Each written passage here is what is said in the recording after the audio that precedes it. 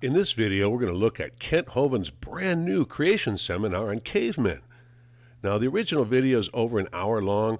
I had to trim out an awful lot because he didn't talk too much about what we really consider cavemen. So let's get started. Good evening, folks. Kent Hovind here and the crew at Dinosaur Adventureland. Tonight we're going to talk about cavemen. Where do cavemen fit into the Bible? What is the truth about all this? We're the folks who believe the Bible is true and evolution is stupid.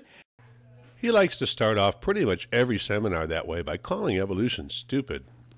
Now, what's the evidence? Well, they've decided to really focus hard on the caveman idea, half man, half human. Half man, half human. Okay. I want to cover some of that tonight. The secret on how life on Earth began. Today, life has conquered every square inch of the Earth. Now here he goes on and on about the origin of life on Earth and what people believe on that. He doesn't really talk about cavemen, so we'll skip way forward again. But they focus a lot on these so-called cavemen, Neanderthal and all these different. We're going to talk about some of that tonight. Is this really Grandpa? Well, the Bible says we are made in the image of God. And the Bible says they professed themselves to be wise and they became fools. The Bible says the fool has said in his heart, there's no God. The fear of the Lord is the beginning of knowledge, but fools despise wisdom and instruction. How long, ye simple ones, will ye love simplicity, and the scorners delight in their scorning, and fools hate knowledge. Some of you are going to hate what I'm going to share with you tonight, because you have spent so much money trying to convince kids that their ancestor was a monkey of some kind or related to a monkey. He said in the book of Proverbs, I have called, and you refused. I stretched out my hand, and no man regarded, but ye said it not all my counsel. God said, okay, then I will mock when your fear cometh. You wouldn't listen when God tried to call. He's going to mock when your fear cometh, and it will come. They hated knowledge, and they did not choose the fear of the Lord. They despised all my reproof. You can read Proverbs chapter 1. The turning away of the simple shall slay them, and the prosperity of fools shall destroy them. Whoso hearkeneth unto me shall dwell safely, and shall be quiet from fear of evil. I thought about cutting this part out because it really has nothing to do with the discussion on cavemen, but I left it in because Kent Hovind will use every opportunity to call people a fool, call them names, and justify it by quoting the Bible.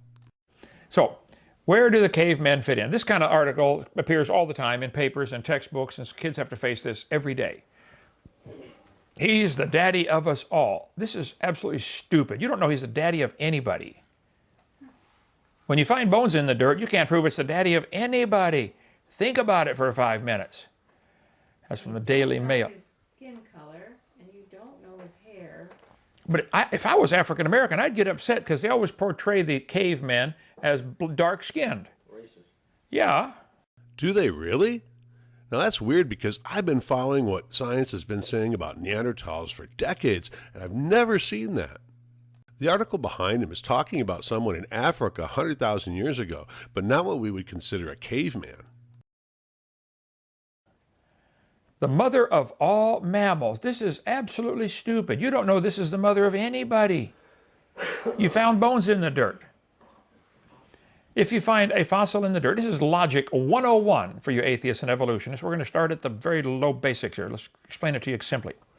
If you find a fossil in the dirt, all you know is it died. There he goes with the same spiel he always gives.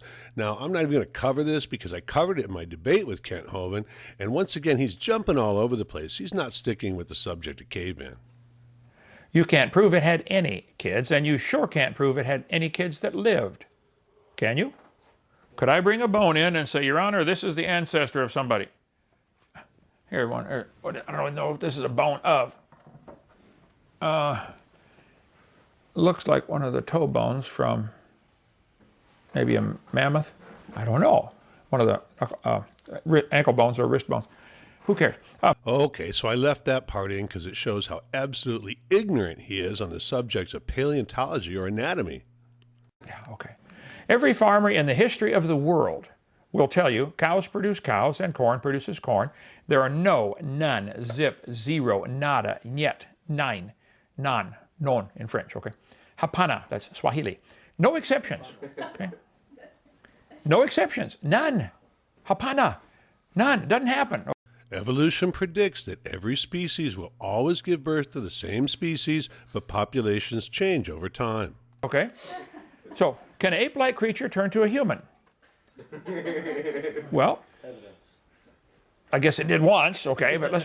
That might have been funny back in the 1990s when he first used it, but it just shows how old his material is. It depends on what you mean by a caveman, okay? Many people in the Bible lived in caves, okay? Lot and his daughters lived in a cave. There's nothing wrong with living in a cave. Ah, yes, Lot and his daughters. Who can forget what went on in that cave? Here's the world's most wanted caveman for a while. The guy with the diaper on his head. Here's a former caveman. They finally found him. National Pornographic here. Someone's trying to make a monkey out of you. Yeah, they are. Didn't he say this was new? I mean, it's the same old jokes. We're teaching the kids you're nothing but a glorified ape. Now let me ask you a question. How do you tell right from wrong? Where's the moral standard? If you're just a glorified ape, what are we really putting into these kids' heads? Jeffrey Dahmer, the guy that killed all those people, said he believed in evolution. He thought there's no moral standard. How many people he killed, but they put him in prison. He watched my videotapes in prison and got saved. Jeffrey Dahmer. Send my tapes to prisons, please do. So all Jeffrey Dahmer had to do was repent, and now he goes to heaven, where he'll be waiting for Kent Hovind with a fork. Humans should talk like chimps. Yes, boys and girls, you should run around every day, go ooh, ooh, ooh, ooh, talk like a chimp. Help connect with your ancestors. Hey, Kent, we didn't evolve from chimps. We had a common ancestor. Let's talk about some of these cavemen. Nebraska man was used as evidence in the 1925 Scopes monkey trial. Is that black book behind you there, the world's most famous court trial? They've been moving the books around. Right. Anyway, 1925, they said, we've got proof for evolution from Nebraska man. No, Nebraska man was never used in the Scopes trial, even though it was popular about the same time. Piltdown. 1912, New York Times ran an article, Darwin theory is proved true because of the Piltdown man. Really? He can't do a video on human evolution without harping about Nebraska man and Piltdown man because he hasn't studied human evolution and has no idea that we've learned more in the last 30 years than all the years before combined. What about Neanderthal man, found in the Neander Valley in Germany? Chick tracks. There's a guy, you've probably heard of him, who wrote songbooks. Joachim Neander wrote songs like the song in our songbook, Praise to the Lord, the Almighty, the King of Creation. Joachim Neander loved the Lord. He wandered in this valley in Germany and wrote songs to the Lord. Later, long after he died, they were quarrying rock out of this valley and cutting some of the rock away, and they found a skeleton of a man encased in rock. Not Joachim's, but somebody else, okay? So they named it Neanderthal man, name found in the Neander Valley. Neanderthals were long portrayed as ape men stooped over. This misconception was largely the result of a faulty reconstruction by French paleontologist Marcelin Boule, who mistook the skeleton of a man with kyphosis, he was a hunchback, for an ape man in the process of standing upright. They said, look, this guy's bent over. That's proof he's coming up. No, he's going down, okay? He's got kyphosis, hunchback. The Neanderthal brain was 13% bigger than modern man. The males average 5'9". Several hundred Neanderthals have been found, I believe. They've been found all over Europe. Well, not just Europe. They've been found throughout the Middle East and Western Asia, too. They've reconstructed the skull a dozen different ways. How do you want it to look? You can take that skull to a different artist and say, put the face on here. Oh, how would you like it to look? Do you want it to look human-like or ape-like? And that's what Hollywood does, isn't it? With all this kind of stuff, make you look however you want to look. I don't think Kent has any idea what has gone into the modern reconstruction of Neanderthals. We started with a composite skeleton based on Laforasie 1 and other finds, and over nearly 3 months we've carefully been reconstructing him. With extraordinary attention to detail, the muscles were painstakingly added to rebuild his body. His face was recreated using forensic techniques. Then the skin and hair were added. Now he's finished and he's here. So should we go and have a look? Can't wait. Yeah. This is so exciting. We have literally never seen this before. Under a sheet. Go on then, Victor. Wow. Oh my goodness. Wow, his eyes sparkle. He's really lifelike. Yeah, the nose is really prominent, That is isn't just it? fantastic. So you see, it's not just Hollywood, and it's not at all what Ken says it is. And you can see he doesn't look African either. Jack Cuazzo wrote a fabulous book, Buried Alive. Julie, do we sell that one? No. Can we get it? Can you check? Jack Cuazzo died a couple of years ago, I just found out. He spoke at our boot camp. Where's the boot camp slides, video, DVDs? Are they here, boot camp? Anyway. Neanderthal skulls from Pech de la Az, La Misture, I won't read all the French here, were constructed with the jaw 1 inch out of the socket to make it look more ape-like. Jack Cuazzo is a dentist. He went over to Europe and got permission to study the real original Neanderthal skulls. He went to the museums, they let him handle them, take measurements off of them. He said, guys, this jaw is 1 inch out of the socket. You did that to make the face more sloped, to make him look more ape-like. He's going to die of starvation. You can't eat with your jaw 1 inch out of the socket. He put the jaw back in the place where it goes and it looked like a perfectly normal human. They chased him around Europe and tried to kill him. Put a hit out on him for exposing their fraud about the Neanderthal. He tells about it in his book, Buried Alive. Well, you can read all about Jack Cuazzo at the Encyclopedia of American Loons. The guy's a nutcase, and he's not a trained paleoanthropologist at all. Yeah.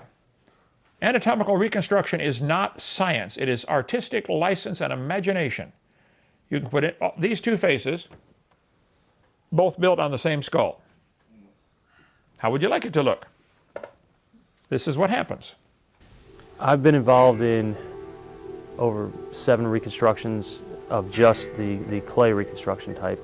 I've done hundreds of composite sketches involving suspects or persons of interest in various crimes, everything from murders to sexual assaults to thefts and the like. And in those cases, I would say there's a identification rate, or the sketch or the reconstruction has resulted in an identification in approximately 40% of the cases.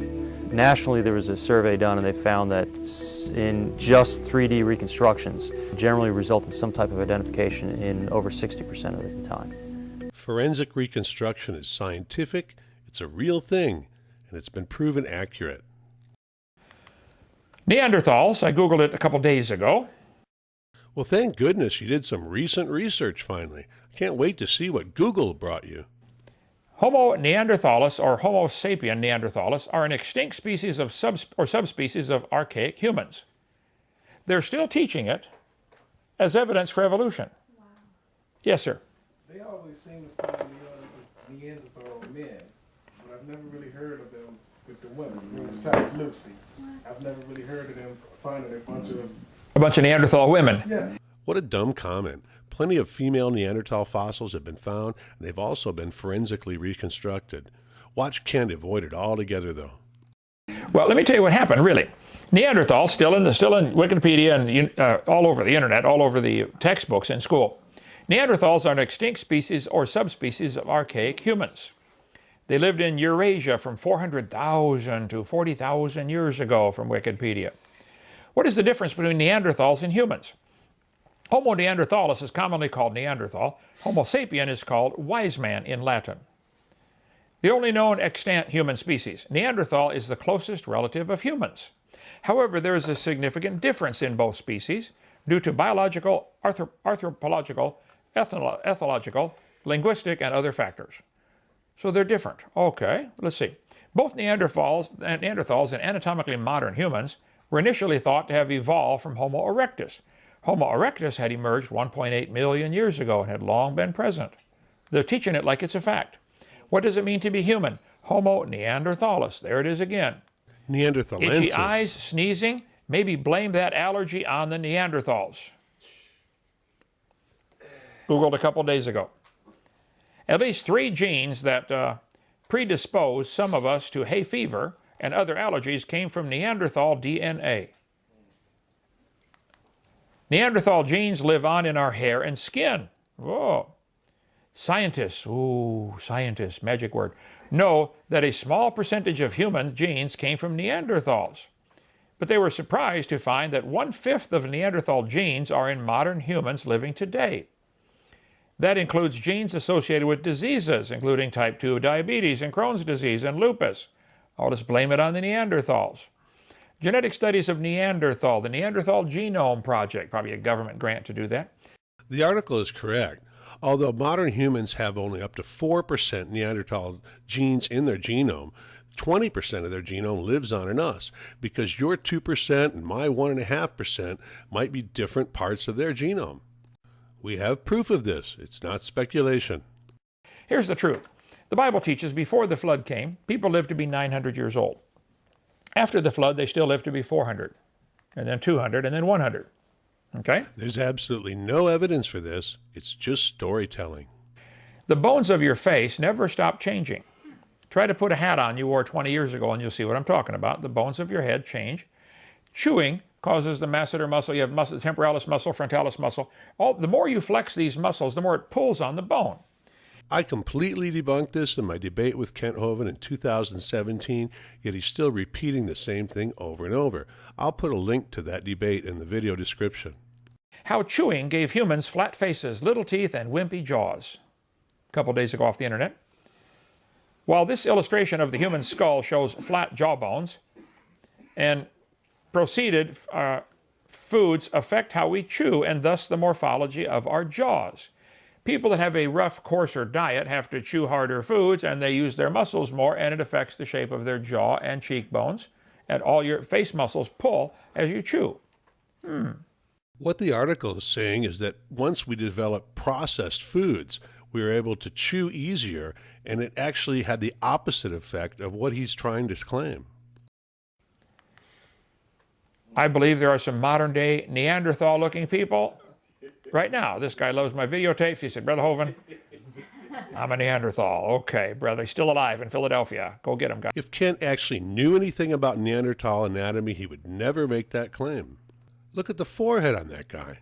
It's almost like a 5 head. The guy has a prominent chin where Neanderthals had a receding or no chin at all. His head is round like a bowling ball. Neanderthal heads were more football shaped with an occipital bun in the rear. Right. How about this actor? Look at those brow ridges. Neanderthal. Okay, let's see. Brow ridges are not unique to Neanderthals, and they're not the defining trait of Neanderthals. Many modern humans have brow ridges. 20 physical traits you may have inherited from a Neanderthal. Whoa. What is the bump on the back of the skull called? The occipital bun. Well, let's see. Occipital bun. When you bend over and pick your head up, how many times do you bend over every day and lift your head up? Probably hundreds or thousands, right? There are muscles that pull on that. The sternocleidomastoid, the splenius capitis. These muscles are pulling on the back of your head. If you pull on a bone for a long time, the bone responds by getting stronger and bigger. Bodybuilders know that. The bone senses these small changes and can grow dramatically in the months after starting exercise in order to reduce the risk of breaking. Near the joints, bones get bigger and more dense, whereas bone shafts tend to get bigger and thicker with little change in bone density. This is about what exercise does to your bones. That's why when you work out and get huge like me, your bones actually get bigger. I'm just big boned. You're just big boned, right, okay? Now, the different bones on the Neanderthal skull are probably a result of him living to be 200 or 300 years old and bending his head over 10 million times in that hundreds of years, and the occipital bun being enlarged. This just has to be one of the dumbest things I've ever heard. We have fossils of Neanderthal youths that already have an occipital bun and brow ridges. None of this fits the evidence one bit at all. Eyebrow ridge. Some people today have a big eyebrow ridge. What does that prove? Yes, they do, but none of the other features associated with Neanderthals. What does it prove? It proves Kent Hovind has never studied this. Supraorbital bridge, okay. Anyway, Jack Cawazzo's boot camp, what's the $40 for the whole series? It's the boot camp we did back in 2005. This will be our second one coming up in June. I thought you said he's dead. Homo sapiens in Europe. Although there was much overlap in size, many scientists that study human evolution now classify Neanderthals as a separate human species. So they're just human. I believe they're just human that live to be pretty old. Of course they were human. There's several extinct species of humans. Anything in the genus Homo was considered human.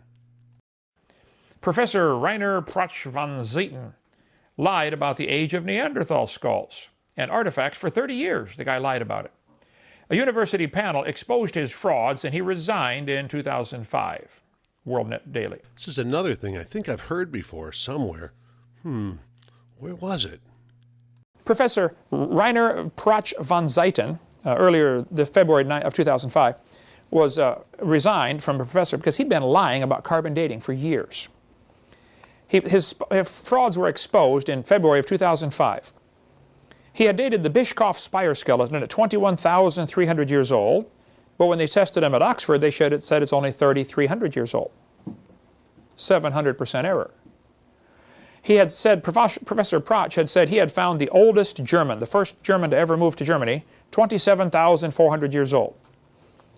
They tested it at Oxford and said, this is an old man that died in 1750. He's 250 years old. The professor had been lying about this stuff for decades, and so he finally resigned. Well, Kent sort of got this right decades ago, because the professor was lying about carbon dating. He wasn't lying about the age of Neanderthal skulls, though, because the skulls he were talking about were assigned to Homo sapiens. The brow ridge never stops growing. This size probably indicates an individual over 200 years old. Talk about lying about something for decades. This is another thing that was totally debunked in my debate with Kent Hovind, yet here he is telling it over and over again. Which they did right after the flood. After examining the famous Rhodesia man, or Broken Hill man, Neanderthal skull, Dr. Coazzo said, "You must understand that this skull really cries out disease. The teeth are badly decayed, the bones of the vault of the skull are extremely thick. There are many features that testify of acromegaly, or excess secretion of growth hormone." The skull he's talking about has been assigned to Homo rhodesiensis and also Homo heidelbergensis, like the African version of it. It's never been assigned to Neanderthals, and never will be. You probably know a famous person who had acromegaly named Andre the Giant. Yeah. Growth hormone goes crazy. Neanderthal is not a missing link. Well, of course not. They certainly aren't a missing link, and they aren't ancestral to all of us, but all humans that originate from outside of sub-Saharan Africa have up to 4% Neanderthal in their genome today. Cro-Magnon man was modern in every respect, just like today. Why do they put him in the books as evidence for evolution? Cro-Magnon man is in the books as evidence for evolution. Biology textbook, it was down there, they moved it, okay? The title Cro-Magnon man has to do with the region they were found, but they've always been classified as Homo sapiens. How about Africanus? Where does this fit in? Australopithecus africanus, the Tang skull, found by Raymond Dart in 1924 and proclaimed as an intermediate link between apes and man.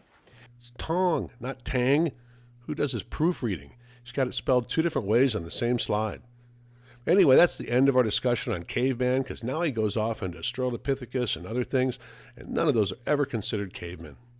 Well, I hope you enjoyed the video exposing decades of dishonesty by Dr. Dino, otherwise known as Mr. Kent Hovind, or inmate number 6452017.